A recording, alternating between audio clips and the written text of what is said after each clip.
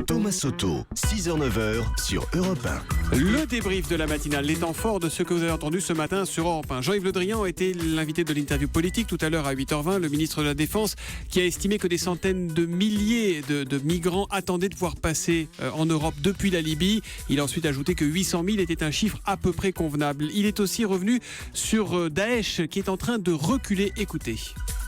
Nous sommes en guerre, on a un ennemi et cet ennemi-là, il faut le combattre jusqu'à la victoire. C'est ce qui est en cours.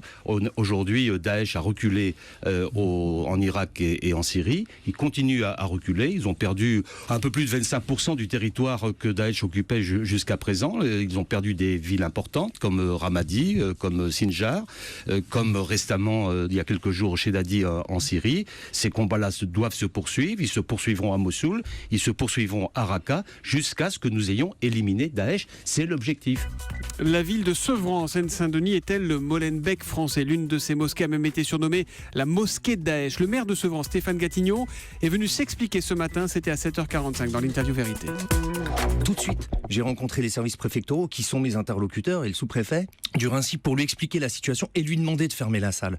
Dès le début de l'année 2014, 15 jours après cette rencontre, je lui ai dit soit elle ferme, soit vous avez des questions de renseignement, mais moi je souhaite qu'elle ferme. Parce qu'on s'en sortira pas et à la fin, ça va nous revenir en boomerang et on aura du mal à gérer ce qu'on vit aujourd'hui.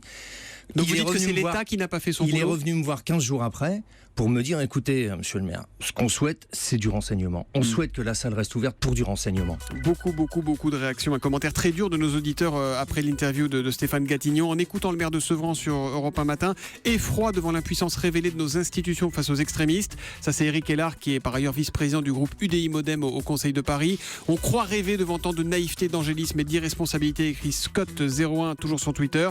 Vous êtes un bisounours, dit les Gavroches à Stéphane Gatignon.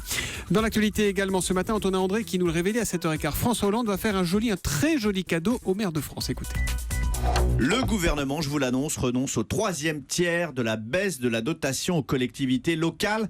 On parle de 3,7 milliards d'euros qui devaient être supprimés dans le budget 2017 et que toucheront finalement les collectivités locales.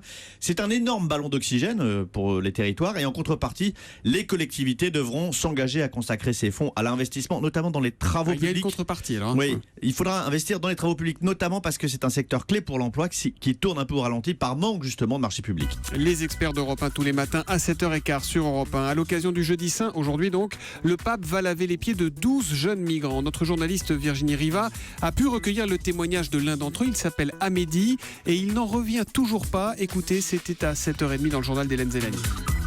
On m'a dit, le meilleur homme sur Terre va te laver les pieds. J'ai dit, mais non, tu mens. Il m'a dit, mais si, je te promets. J'ai demandé, c'est qui, c'est Obama? Non. Alors c'est le pape? Il m'a dit oui. J'en ai parlé à mes amis chrétiens, ils ne me croyaient pas. Et puis à 6h25, Franck Ferrand nous a fait remonter le temps jusqu'au 24 mars 1958, le jour où le King Elvis Presley a intégré l'armée américaine alors qu'il était au sommet de sa gloire. Il va rester 2 ans en Allemagne et il reviendra complètement transformé. Et au moment où il rentre aux États-Unis, les temps ont changé. Il était précurseur, maintenant il est dépassé évidemment. Alors il renouera un peu avec le succès au début des années 70 jusqu'à sa mort en 77.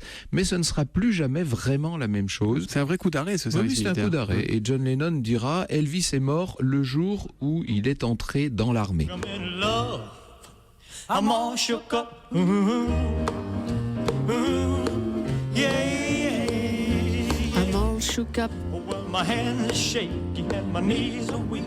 Les chœurs sont assurés par Julie Leclerc. Who do you think of when you have such luck? I'm in love.